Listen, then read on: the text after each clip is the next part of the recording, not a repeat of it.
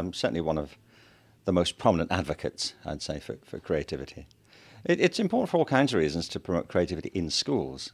I think it's creativity that really makes us human. It's what distinguishes us from the rest of life on Earth. I mean, nothing much does, really. But there's a reason why human beings have these technologies and why we're in buildings and why we design great cathedrals and languages and music and come up with scientific theories, and other creatures don't. So it's something very unique to human beings, and education should develop it in the interests of our common humanity. But there are economic reasons too, there are technological reasons, but it seems to me extraordinary that we neglect the one thing that really makes us unique. I think there's a good comparison to make with literacy. I mean, we're all born, with very few exceptions, with the capacity for literacy. Not everybody is literate, because you don't become literate just by getting older. There are things you have to learn to be literate. There are skills you have to practice. There are processes you need to understand.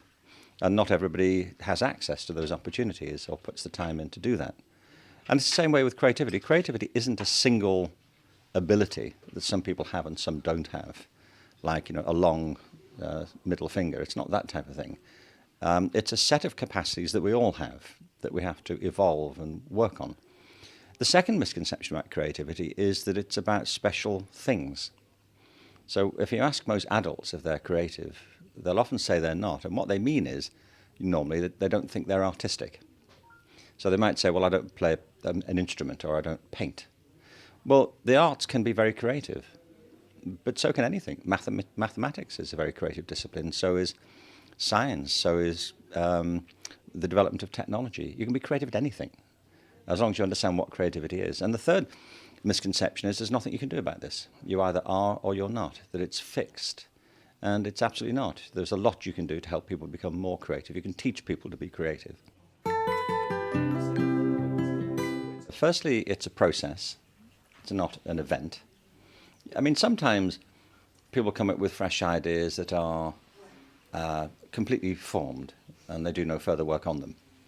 But more often than not, whether you're working on a scientific experiment or a business plan or a recipe or a poem, the thing you come up with is not quite what you started with. You work your way towards it. It's a process that evolves. Secondly, it's about originality. It's coming up with new ideas.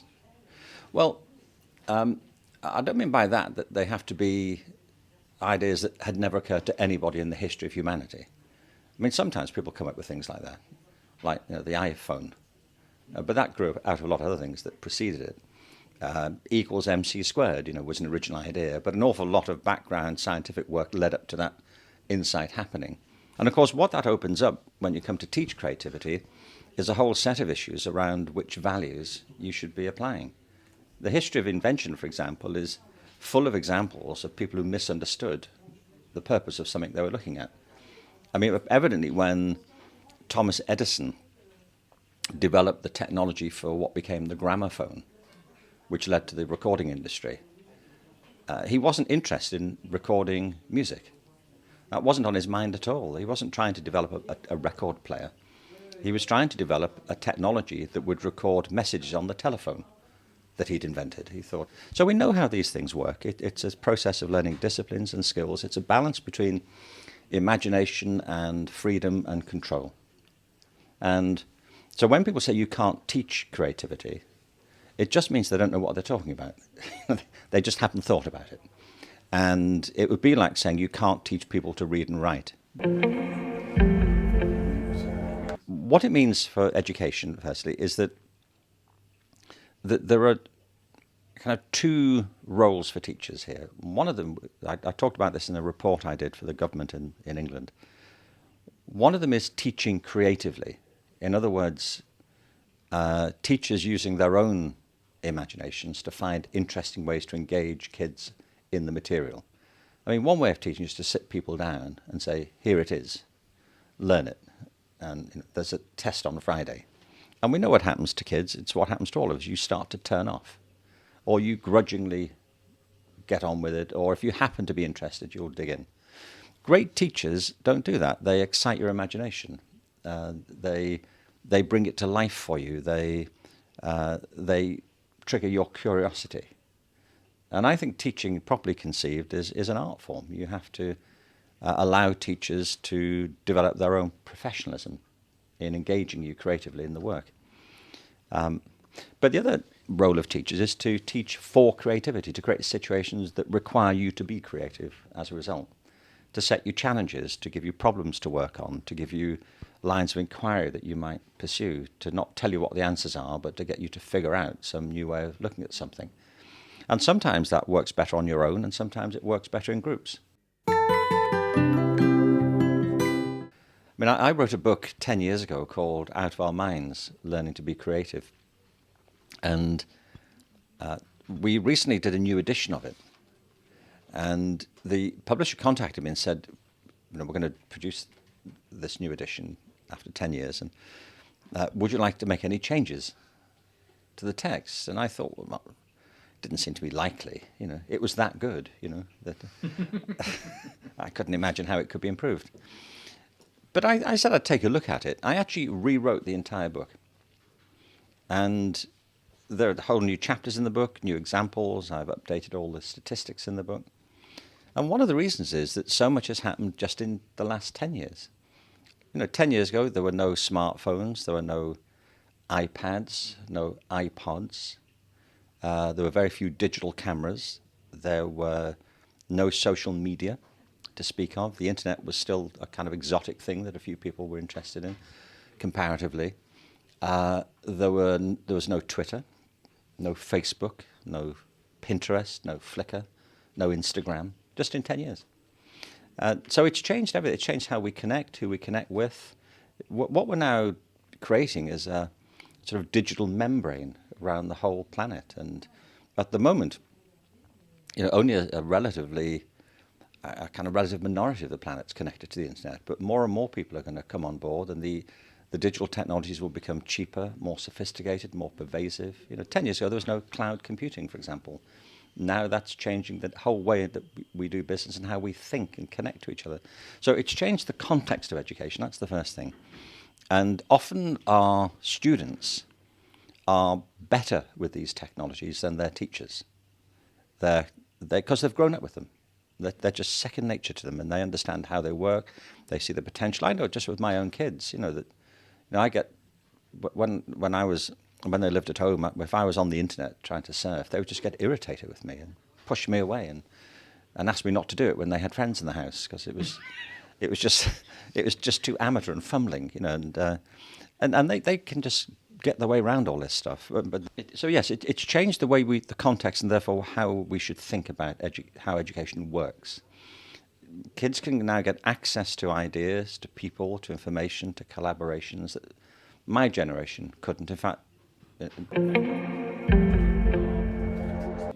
there are, I think, four big purposes to education. One of them is economic.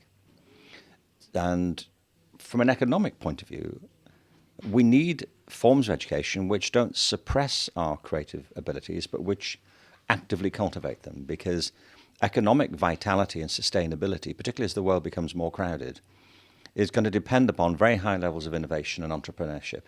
And I mean, at the moment, we've got one of the highest levels of youth unemployment globally that we've ever had. Yes. It's a figure, I think, something around 12% of the generation is out of work and has been for a long time. So from an economic point of view, we can't afford a system of education which suppresses innovation and creativity. On the contrary, we need the opposite. The second big purpose of education is cultural. That we need forms of education which help people understand why they think and feel as they do, why our values are as they are, why our ways of living have evolved in the way they have. And as you say, there are particular modes of understanding, particular cultural conventions which apply here in France, which don't apply in other countries, and vice versa. And there isn't a single France. That's the point as well, I'd venture to say. I mean, France is a multi-layered, complicated, variegated culture. There are dominant themes, but it's true also in Britain, it's true in America. It's not a single place. And a lot of the challenges that we face globally are cultural in character. they're clashes of ideology, of ways of thinking. They're not purely economic, even if they are economic in some cases. I mean, you mentioned 9/11. That was, a dramatic example of a major conflict of civilizations. It's the current enactment of a series of ideological conflicts which date back hundreds, if not thousands of years. This is the latest manifestation of them. One of the things that imperils humanity, perhaps more than anything else, apart from the environment, is our failure to engage with other people's ways of thinking and ways of seeing. PISA has nothing to say about that. Nothing at all to say about it. And most of the international rankings don't even begin to touch on the cultural complexities of education and their purposes. A third big role of education is social. We need forms of education which encourage people to see themselves as positive participants in the world around them. More and more people don't. I mean, if you look at voting patterns around the world, I was looking recently at the life of a woman called Emily Davison, it's her centennial this year, centennial of her death. She died in 1913, campaigning for votes for women in England. And she died because she went to the horse races and threw herself in front of the king's horse and was knocked down by this horse and died 4 days later in hospital. And it's not known whether she intended to kill herself, but putting yourself in front of a horse traveling at 40 miles an hour is a pretty good way to do it. And she died anyway and became a martyr to women's suffrage. But now, I mean, I live in Los Angeles. Earlier this year we had an election for the new mayor, and I think 15% of the electorate showed up to vote. 1-5. Well, you see similar patterns around Europe. People are kind of just giving up and thinking, really, what's the point in this? Our societies can't hold together if people refuse to participate in them. But you see growing levels of disengagement around the world. And you don't get that to happen in education by giving lectures on civics. You do it by practicing forms of participation where people feel that what they do makes a difference. You need cultures in schools that empower people to think this is important. And there's a whole movement, for example, in different parts of the world of what are called democratic schools. And they're a powerful example of what you can do if you organize the culture differently. So, league tables don't talk about those things. And the fourth role of education is personal. It's in the end, it's all about people. It's what you're doing with your kids. It's recognizing that everyone that comes to you, they live in a context, but they're individuals and they have lives and hopes and aspirations and fears and anxieties and hopes too. And if you ignore that, then you ignore the real purpose of education in the end, that it's human. It's not otherwise. So when you ask about these questions of value, and choice and so on, you get people to engage in it by doing it. If you involve people in practical processes of working together collaboratively, whether it's in science or technology or the humanities or the arts, kids learn, like we all do, by practicing things, by making choices, by seeing the impact of their decisions, and by being held responsible for them and feeling that they have some power in the process of decision making. And a lot of what goes on in education isn't like that at all. It's passive. It's people talking to them and telling them things and them having to write things down from books rather than actually doing what you do in the real world, which is having to get up and make things happen and live with the consequences of it.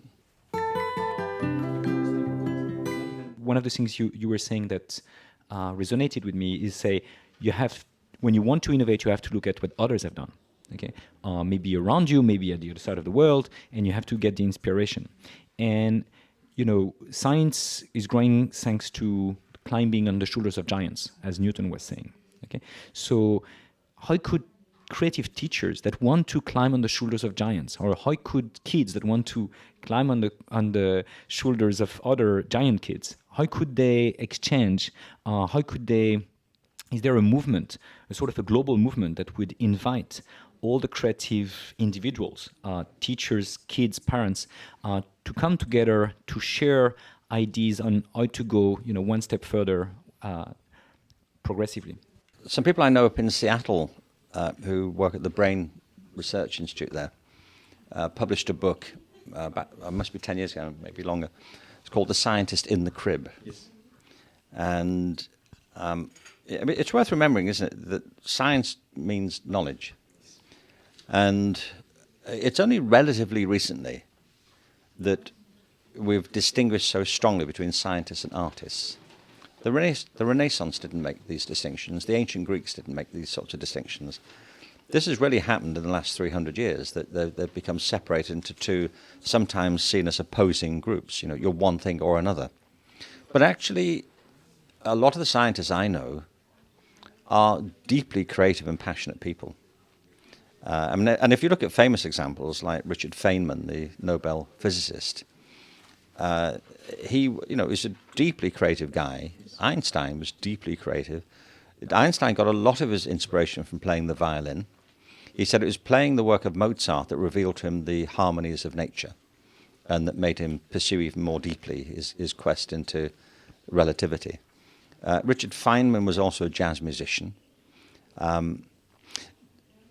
So there is an intimate relationship, not just at the level of people who win Nobel Prizes, but in the practice. A lot of what goes on in science is based on intuition, it's judgment, it's feel, it's making creative connections. And then, of course, it has to be followed through and validated by designed experiments, and evidence has to be produced, and it has to be replicable and all of that.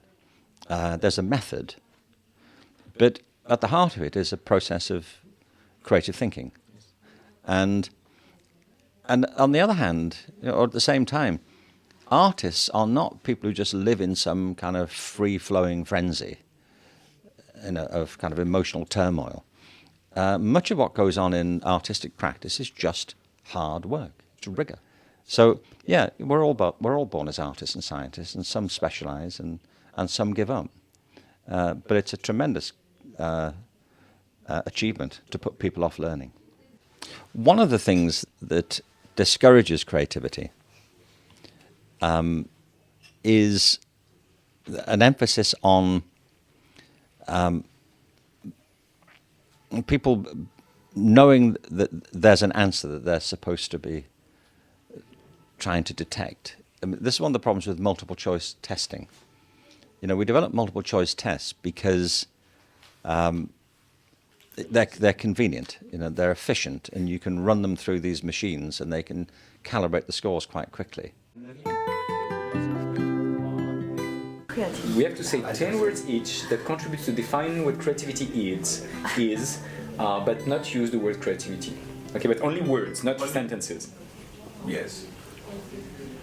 Of course. And we go backwards and forwards? Attention. Yes, we have to alternate. Okay. I'm not going to do it.